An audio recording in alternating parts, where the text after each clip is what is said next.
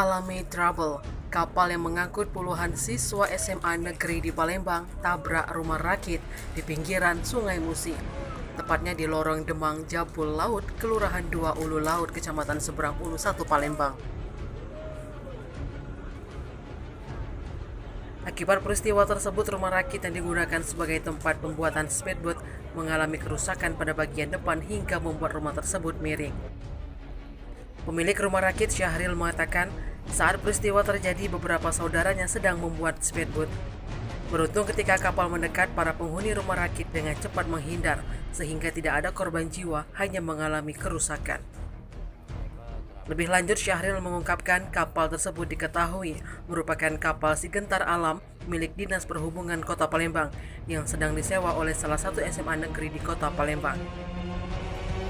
Kapal nyenggol rumah rakit itu tadi kemarin jam Kejadiannya pas tepatnya pukul 3.40 ada kapal Sigentar Alam bawa tur anak-anak sekolah SMA 19.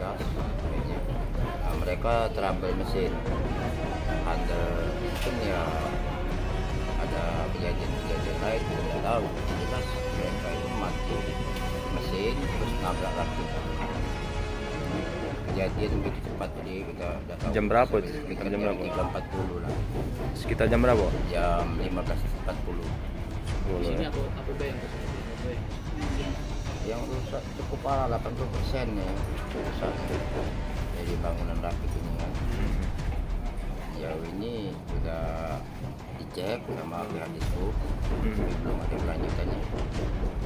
Apakah ada korban juga? Alhamdulillah korban jiwa. Nah, Itu kapal itu sampai naik ke tempat kita. betul Pak, naik itu kurang 1 meter lebih lah naik kepala. ada sempat nyenggol perahu ketek yang Tidak, cuma kerusakan kecepatan. rumah rakit ya. Ya, Kalau dari pihak yang punya pemilik kapal itu ada Pak, omongan untuk tanggung jawab. ya alhamdulillah mereka langsung begitu selesai evakuasi langsung ke sini ngecek kerusakan. Ini sudah ada kesepakatan tapi belum realisasinya belum. Iya. Jadi pihak dinas. Nah, untuk harapan kita Pak, Harapan kita ya boleh enggak ya balik semula lah. semua lagi Pak. Dapatnya ya bantu kan. Akhirnya ya alhamdulillah. Ya. Oke. Tim Liputan Sumsel Update TV melaporkan.